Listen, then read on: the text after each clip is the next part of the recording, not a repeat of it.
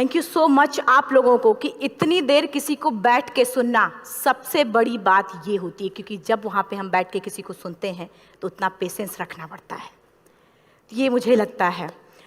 और एक्चुअली मैं 26 साल की हूँ। 2011 में चलती ट्रेन से मुझे कुछ बदमाशों ने, मैं वॉलीबॉल चैंपियन भी रह चुकी हूँ, 2011 में चलती ट्रेन से मुझे बदमाशों ने एक गोल्ड चेन पहनी थी, चलती ट्रेन से मुझे उठा के बाहर फेंक दिया था। लखनऊ से दिल्ली आ रही थी मैं। कंपार्टमेंट में बहुत सारे, जनरल कंपार्टमेंट था, बहुत सारे लोग थे, किसी ने मना नहीं किया। एक प्लेयर का जो स्पिरिट होता है वो अपने आप, जब कोई छीनने की कोशिश करता कुछ भी, वो देता नहीं है, तो मेरे में भी था। मैंने मना किया और उन्होंने मुझे चलती ट्रेन से, वो 4-5 थे, उन्होंने बाहर फेंका। दुर्भाग्य ये था कि उसी समय दूसरी ट्रैक से ट्रेन आई और मैं उस ट्रेन में टकराई, फिर नीचे गिरी, दोनों ट्रेनें निकल गईं। कुछ देर बाद मैंने हाथ को ऐसे रख के उठने की कोशिश किया तो देखा कि मेरा पैर कट चुका था। थाई को उठा के देखा, मेरा पैर ऐसे जीन्स में लटका हुआ था, ब्लड फोर्सफुली निकल रहा, दूसरे पैर की हड्डियाँ टूट टूट के बाहर निकल चुकी थी। पूरी रात मैं चिल्लाती रही ट्रैक पे, छोटे छोटे पत्थर होते ऐसे चिल्लाती रही कि कोई बचा ले, कोई नहीं आया बचाने। और जब पूरी रात चिल्लाते चिल्लाते इतना कि मुझे दिखाई भी देना बंद हो गया, जब ट्रेन आता था तो वाइब्रेट होता था। इतना ही नहीं, फ्री का इनविटेशन भी लोगों को मिल गया था, कुछ लोगों को। ट्रैक पे आपने ट्रेन की ट्रैक पे छोटे छोटे चूहे देखे होंगे, मेरे कटे हुए पैर पे आग के मेरे पैर कुतर रहे थे। मैं ब्रेन कॉन्शियस मेरा पूरा काम कर रहा था मेरे, लेकिन बॉडी में कोई भी मूवमेंट नहीं था। पूरे पल में वही चीज़ें सोच कि कैसे मैं अपने आप को कैसे बचा पाऊँ। लेकिन करीब पूरी रात ऐसे बीता। सुबह गांव वालों ने मुझे बरेली डिस्ट्रिक्ट हॉस्पिटल यूपी में है, वहाँ पे हुआ था ये। सुबह गांव वालों ने मुझे उठाया, डिस्ट्रिक्ट हॉस्पिटल ले जाके रखा, तो फार्मासिस्ट, डॉक्टर, सीएम, जितने लोग थे आपस में बातें कर रहे, अरे हमारे पास तो एनेस्थीसिया नहीं है, ब्लड नहीं है, इसका इलाज शुरू करें तो हम कैसे करें। मुझे भी नहीं दिखाई तो नहीं, लेकिन मेरा सुनाई दे रहा था सब कुछ वहाँ पे। कहाँ से हिम्मत आई मुझ में, मुझे भी नहीं पता। मैंने बोला वहाँ पे कि सर जब मेरा पूरा पैर कटा, तब मैंने इतनी देर रेलवे ट्रैक पे थी, मैं उस चीज़ को बर्दाश्त किया, तो अभी तो आप मेरे अच्छे के लिए मेरे पैर काटेंगे। शायद आपको यकीन नहीं होगा, या फिर कभी आप लोगों ने ये चीज़ नहीं देखी, कोई डॉक्टर या फार्मासिस्ट अपना ब्लड दे के किसी पेशेंट को बचाया। मेरी इस बात को सुनने के बाद वहाँ के डॉक्टर और फार्मासिस्ट दोनों ने एक एक यूनिट ब्लड दिया और मेरे पैर को बिना एनेस्थीसिया अलग कर दिया गया। आज भी मैं उस दर्द को महसूस करती हूँ, जब भी मैं जब बोलती हूँ तब मैं वो चीज़ें महसूस करती हूँ। उसके बाद जब बात मीडिया में आई, लोगों को पता चला कि अरुणिमा नेशनल प्लेयर है, KGMC king George medical college Lucknow में एडमिट करा, लखनऊ से फिर sport minister, AIIMS trauma centre Delhi. तब तक सब ठीक ठाक चल रहा था, प्लेयर होने की वजह से अच्छा ट्रीटमेंट मिलना शुरू हुआ। करीब 4 महीने मैं एम्स में रही। एम्स में रहने के बाद जब मैं थोड़ा ठीक हुई, करीब 25 दिन बाद जब ठीक हुई, न्यूज़पेपर में गोल गोल लिख के आ रहे कि अरुणिमा के पास टिकट नहीं था, अरुणिमा ट्रेन से कूद गई। उसका खंडन किया घर वालों ने, फिर बोला कि अरुणिमा सुसाइड करने गई थी। जिस लड़की का शरीर का एक अंग कट चुका, पूरी जिंदगी का पता नहीं कि व्हील चेयर है, बैसाखी, या पता, यहाँ तक कि मेरे स्पाइन में 3 फ्रैक्चर था, मुझे ये भी नहीं पता था कि मैं बेड से उठ भी पाऊंगी कि नहीं। अंदाजा लगाया जा सकता, सिर्फ अंदाजा लगाया जा सकता है कि उसकी दिलो दिमाग पे क्या चल रहा होगा, उस परिवार की क्या स्थिति रही होगी, जब जिस परिवार की एक यंग एज लड़की का इस तरीके का सिचुएशन हुआ हो। फिर भी कहते हैं कि जहाँ चाह होती वहाँ राह मिली जाती है। एम्स के हॉस्पिटल के बेड पे मैंने डिसाइड किया, क्योंकि अपनी बातें हम चिल्ला चिल्ला के करें, वो सिस्टम की इतनी हाई लेवल की बातें हो रही थी कि हम एक मध्यम वर्गीय फैमिली से थे, हम अपनी बातें चिल्ला चिल्ला के कह रहे थे, लेकिन कोई नहीं सुन रहा था। लेकिन कहते हैं मैंने अपने दिल, दिमाग, अंतरात्मा से ये चीज़ सोच लिया कि ठीक है, आज आपका दिन है, जितना चाहो बोल लो, एक दिन तो मेरा दिन आने वाला, मैं प्रूफ कर दूंगी कि मैं क्या हूँ, मैं क्या थी, ये मैं प्रूफ कर दूंगी। हॉस्पिटल के बेड पे डिसाइड किया वॉलीबॉल लाइफ का सबसे टफ गेम करना है, तब मैंने माउंटेनिंग चुना। जब मैंने माउंटेनिंग कहने और करने में बहुत फ़र्क होता है। जब मैंने माउंटेनिंग की बात सोची और लोगों के सामने, सबसे बड़ी चीज़ थी सही गाइडेंस में ट्रेनिंग लेना, दूसरा स्पॉन्सरशिप। इतना बड़ा एक साथ तो मैंने 40 से 50 लाख मैंने वाकई में कभी नहीं देखे थे पहले। मेरे लिए बहुत बड़ी चीज़ थी वो इकट्ठा कर पाना। जब मैंने लोगों के सामने रखा कि मैं माउंटेनिंग करना चाहती हूँ, एवरेस्ट के लिए मुझे ट्राई करना है, हर किसी ने मुझे बोला कि क्या है, पागल हो चुकी हो क्या, तुम्हारा दिमाग खराब हो चुका, तुम कभी नहीं कर सकती माउंटेनिंग। एक पैर आर्टिफिशियल है, दूसरे में रॉड है, और तुम्हारा दिमाग खराब है, स्पाइन में भी फ्रैक्चर है, तुम पागल होगे, चुपचाप कोई नौकरी करो, जीवन यापन करो। क्योंकि लोगों का सबसे बड़ा प्रॉब्लम ये होता है, लोग फिजिकल देखते, पैरों को मेरी अंतरात्मा में क्या चल रहा था वो तो किसी को पता ही नहीं था। मुझे लगता है कि आज यहाँ पे मैं भी सुबह से देख रही हूँ, इतने अच्छी अच्छी चीज़ें मैंने सीखी यहाँ पे, बहुत बड़े बड़े स्पीकर को शायद आप लोगों ने भी आज मैं भी आपको यहाँ पे कि चाहे जितना मोटिवेट करूँ, चाहे जितना चीज़ें मैं बताऊँ, लेकिन मुझे लगता है सबसे बड़ा मोटिवेटर कौन होता, आप खुद। जिस दिन किसी भी लक्ष्य के प्रति आपकी अंतरात्मा जाग गई, आपको कोई नहीं रोक सकता उस लक्ष्य को पाने में। ये मैं किताब से बातें नहीं बोल रही हूँ, ये मैं एक एक पल मैंने मैं कोई भी किताब की बातें नहीं, एक एक पल आज जो मेरा 26 साल का एक्सपीरियंस है वो मैं बता रही हूँ सिर्फ आपको। उसके बाद किसी तरीके से मैनेज किया मैंने। भाई साहब, मेरा परिवार मेरा बैकबोन था। परिवार ने मुझे, भाई साहब ने मुझे कहा कि मैडम बछेंद्री पाल जिन्होंने 1984 में एवरेस्ट समिट किया, उनसे मिलते हैं, वो जरूर कुछ ना कुछ करेंगे। हॉस्पिटल से निकलने के बाद मेरे राइट लेग में स्टिचेस लगी थी। मैंने डायरेक्टली घर जाने की बजाय, जब लोग ये सोचते हैं कि मुझे अपना जीवन यापन कैसे करना है, जब लोग ये सोचते हैं कि मुझे अपनी ज़िंदगी के मेरे दिमाग में सिर्फ 2 चीज़ें चल रही थी, मुझे इनका जवाब कैसे देना है और एवरेस्ट समिट कैसे करना है। फर्स्ट तुरंत गए बछेंद्री मैम के पास। जब मिले, मैम ने फर्स्ट टाइम जब मुझे देखा तो उन्होंने कहा, अरुणिमा, उनकी आंखों में आंसू आ गए। उन्होंने बोला, अरुणिमा, तूने ऐसी हालात में एवरेस्ट जैसे दुरूह पहाड़ के बारे में सोचा तो तूने अपने अंदर तो एवरेस्ट फतह कर लिया, अब तो सिर्फ लोगों के लिए। मेरे परिवार को छोड़ के बाहर की पहली ऐसी महिला थी जिन्होंने मुझ पे भरोसा किया था कि हाँ अरुणिमा, तुम कर सकती हो। मेरे लिए वही बहुत बड़ी चीज़ थी। प्लानिंग भी कर ली, मैम भी मिल गई, सब हो गया। लेकिन जब उतरते हैं फील्ड में तब पता चलता कि हम क्या हैं। रोड हेड से मैं पहुंच गई। मैडम ने कहा कि ठीक है, तुम्हारे कहने, तुम्हारे सोचने से कुछ नहीं होगा अरुणिमा, प्रूफ करो कि कर सकती हो। मैंने कहा बस एक मौका चाहिए मुझे। वाकई में जब मैं माउंटेन में पहुंची, रोड हेड से बेस कैंप लोगों को 2 मिनट लगता था, मुझे 3-3 घंटे लगते थे, क्योंकि मेरे राइट लेग की हड्डियां भी नहीं जुड़ी थी। लेफ्ट मेरा आर्टिफिशियल लग चुका था, लेकिन स्टंप एकदम रेड, उसका मतलब घाव एकदम नए थे। मैं अगर पैर रखती थी तो मेरे पैर से जोर से अगर दबा देती थी तो पैर से मेरे ब्लड आने लगता था। सारे लोग नॉर्मल थे वहाँ पे। हर कोई ये बोलता कि एक पीक के लिए जाते थे तो हर कोई मुझे ये बोलता कि अरुणिमा, तुम धीरे धीरे आओ। मेरे दिमाग में हर बार यही बात चलती थी कि क्या है, मैंने एवरेस्ट का प्लान किया, मैं इनके बराबर भी नहीं चल पा रही हूँ।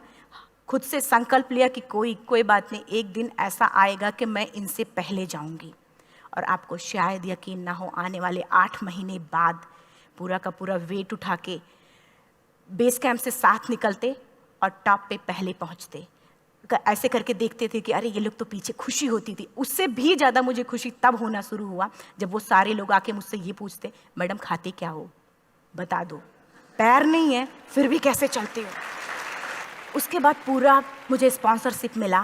मैं जब एवरेस्ट के लिए गई, मेरे लिए सबसे बड़ा, एवरेस्ट की जर्नी में मेरे सबसे बड़ा चैलेंज यही था कि दूसरे को समझा पाना। मैं नहीं समझा पाती कि भाई मैं कर सकती हूँ। जब मैं एवरेस्ट के लिए गई, शेरपा होता, शेरपा को जब ये बात पता चला कि मेरा प्रोस्थेटिक लेग है, आर्टिफिशियल लेग है, दूसरे में रॉड, बोला नहीं ले जा सकता, इसकी वजह से तो मेरी भी जान जाएगी।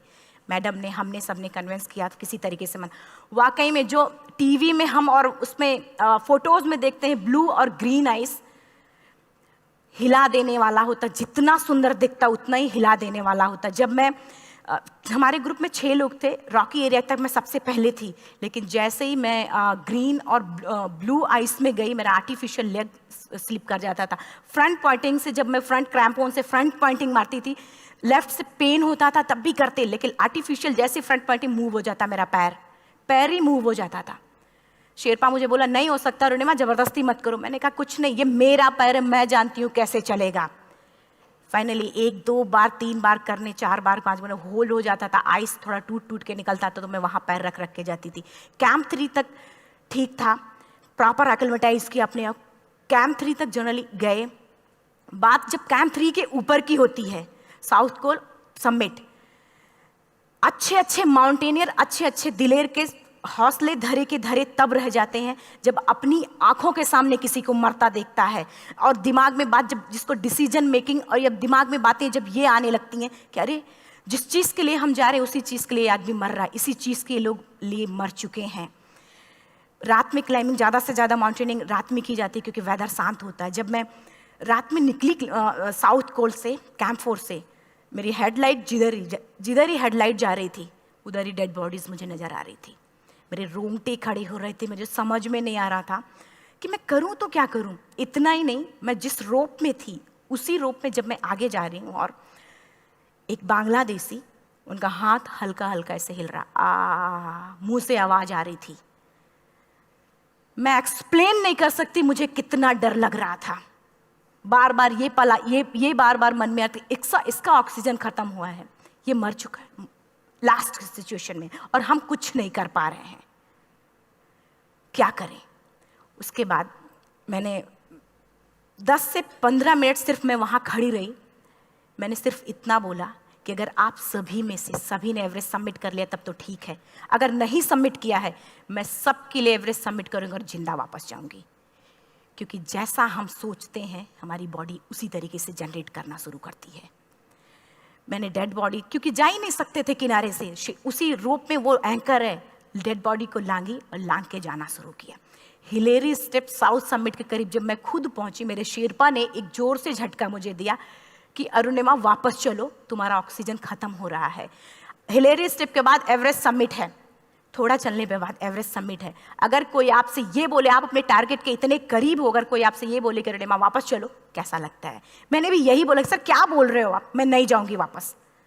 बोला अरुणिमा जिंदगी रही, दोबारा ट्राई करना और एवरेस्ट समिट हो जाएगा दोबारा तुम्हारा। मैंने कहा नहीं, ये आप जिंदगी में गोल्ड चांस बार बार नहीं आते, लाइफ में कभी कभी आता है, ये आपके ऊपर आता, आप उसको पकड़ के रखते हो या फिर छोड़ देते हो। मैं अपना गोल्ड चांस कभी नहीं, क्योंकि मैं जानती थी मुझे स्पॉन्सरशिप बहुत मुश्किल से मिला, एक बार अगर मैं छोड़ देती दोबारा मुझे कभी नहीं मिलता। मैं बहुत अच्छी तरीके से जानती थी। मेरा फाइनली मुझे बछेंद्री मैम ने भी एक बार बात समझाई थी, मेरी माँ ने मुझे एक बात बताया था कि लाइफ में कभी कभी सिचुएशन ऐसी आती है जब सिर्फ आप अकेले होते हो, डिसीजन सिर्फ आपको लेना होता है। जहां पे भी होना, खड़े होकर हल्का सा पीछे मुड़कर देखना और ये सोचना कि आप एक एक कदम चल के यहां तक पहुंचे हो, सिर्फ अपना एक कदम आगे बढ़ाना, तुम देखना कुछ देर बाद तुम टॉप पे होगी। मेरे दिमाग में उनकी बातें वीडियो की तरह चल रही थी और सिर्फ एवरेस्ट का टॉप चल रहा था। मैंने शेरपा को पहले कन्विंस करने की कोशिश की कि भाई चल, कुछ नहीं होगा भाई चल।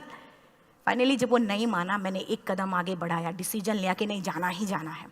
आगे बढ़े, करीब 1 से 1.5 घंटे बाद मैं टॉप पे थी। और इतना ही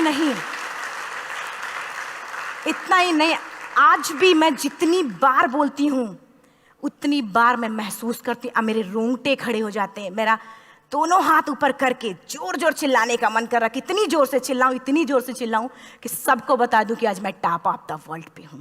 उन लोगों को बता दूं जो लोग ये सोचते हैं, लड़की, दूसरे विकलांग, तीसरे मिडिल क्लास में, जो लोग एक बार हार के फिर दोबारा लड़ना नहीं चाहते, जो लोग हारने के बाद सोचते हैं कि हम दोबारा कुछ कर नहीं सकते, उन लोगों को मैं चिल्ला चिल्ला के टॉप से बताना चाहती थी कि नहीं, आप सब कुछ कर सकते हो, सिर्फ एक सोच की विकलांगता, हैंडीकैप आदमी यहाँ से होता है, यहाँ से नहीं। अगर यहाँ से जो आदमी विकलांग है तो नॉर्मल आदमी भी विकलांग है, जो अगर यहाँ से विकलांग है। चिल्ला चिल्ला के मैं बताना चाहती थी। मैंने शेरपा से कहा कि आप एक फोटो खींच लो, क्योंकि सारे लोग फोटो, अपना नेशनल फ्लैग का जो वैल्यू होती है ना, वो जो हम कहीं बाहर होते हैं तो पता चलता है। मुझे भी बहुत खुशी हो रही थी, फ्लैग को हग किया और बोला फोटो खींचो। बोला पागल हो गई है, तेरा ऑक्सीजन कभी भी खत्म हो जाएगा, नीचे चल। नहीं, फोटो खींच लो।